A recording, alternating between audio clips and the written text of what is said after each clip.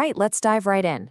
In this explainer, we're looking at a source with a theory so radical it doesn't just question a piece of history, it tries to blow a 1,000-year hole in our entire calendar. The source we're digging into starts with one huge, explosive question. What if a huge chunk of the early Middle Ages never actually happened? What if it was just invented? It's a massive claim for sure, but it's built on a trail of clues that challenge the official history we've all been taught. So the whole case kicks off by proposing a totally new model for history. The argument is that our official timeline, the one in all the textbooks, is broken. It's full of these weird gaps, these so-called dark ages. This new theory, though, it claims to fix all that, presenting a smooth, continuous story of how civilization developed. And here's where you see the biggest difference. Official history has this giant chasm separating ancient Rome from the Middle Ages. But in this revised model, that chasm just disappears. All of a sudden, figures like Alexander the Great are living in the 9th century, right alongside flourishing Arab cultures. It creates a much more direct, logical flow of knowledge. Okay, so how in the world could you even try to shift history by 1,000 years? Well, the theory says you've got to start with the timeline's main anchor, Jesus Christ. The core claim here is that the Jesus we know from the New Testament is actually a composite character, one that was deliberately created by mashing up and pulling apart two very different historical people. The very first clue is a linguistic one, and it's a big one. You see, in the original Greek and Russian Bibles, the Old Testament leader who takes over after Moses, his name is Jesus. But when you get to the Latin Vulgate Bible, that name gets changed to Joshua, or what we now call Joshua. Now, why on earth would you make that change? Well, the theory argues it was a deliberate separation. See, the original biblical Jesus was a military conqueror, a guy who, quote, struck down his enemies with the edge of the sword. That kind of violent image really didn't fit with the peaceful, turn-the-other-cheek narrative they wanted for the New Testament. So by changing the name to Joshua, the chroniclers effectively created two different people, which let them write a whole new story. And other clues are presented to back this up. Take the Quran, for instance. It places its prophet Isa, that's Jesus, right in the time of Moses, with no 1,300-year gap. And then there's the famous Christian fish symbol. Why a fish? Well, the Old Testament's military leader Jesus is called the Son of Nun. And in Aramaic, the word nun literally means fish. Suddenly, a symbol that seemed totally abstract might have a very literal origin story. So if the story of Jesus was altered, could the timeline he lived in have been altered too? To figure that out, the source turns its attention to the founding of Rome, to basically recalculate when the Christian era even began. And the key to this whole chronological shift comes from a pretty obscure 12th century text, the chronicle of a guy named Lupus. He flat out states that Rome was founded in the year 258 Anno Salutis, which means the year of salvation. This is a direct contradiction to the official timeline, which puts Rome's founding centuries earlier. So how does one little line in an old chronicle shift everything? Well, here's the calculation. Official history says 1 AD is the same as the year 754 after Rome was founded. The Lupus Chronicle dates Rome's founding to year 258 of this other calendar, the year of salvation.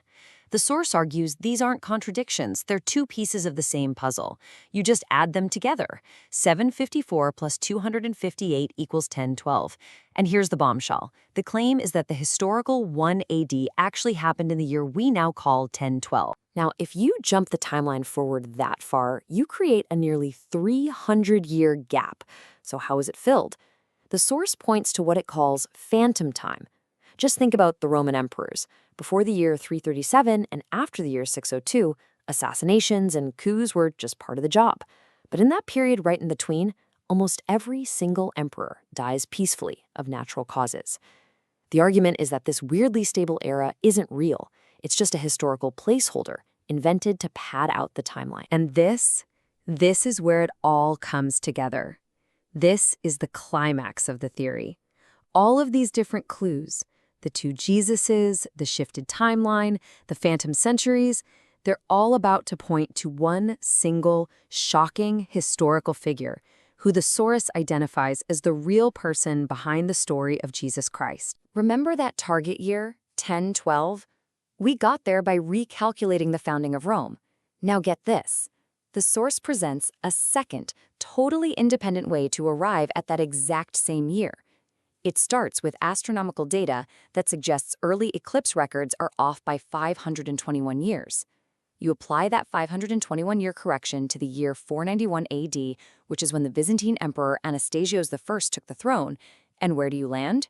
You land right on 1012. And why is Emperor Anastasios so important? Why him? Well, it's all in the name. In Greek, the name Anastasios means the resurrected one. I mean, the connection is immediate and it's powerful. The guy who takes the throne in the proposed real 1 AD has a name that literally means resurrection. So the source's conclusion is pretty hard to avoid. Emperor Anastasios I is the historical basis for Jesus Christ. His rise to the throne in 1012, the new AD, was the event. The resurrection wasn't a literal physical thing, but a political one. It was the resurrection of the Roman Empire out of a period of crisis. And get this, Anastasios was even the last emperor to hold the title Pontifex, a title now used by the Pope. And the theory doesn't just stop with Christ. What about the apostles? Well, after Anastasius the Resurrected, the next guy in line was his successor, Justinian I. Justinian's birth name? Petrus. And Petrus's trusted consul, who was also his brother, was named Paulus. All of a sudden, Peter and Paul, the guys who built the church, seemed to map directly onto the Byzantine imperial line. There's just one final piece of evidence the source presents to try and lock this new timeline into place. Think about it. If Christ was born in 1012 AD, then the famous Star of Bethlehem should have shown up right around then.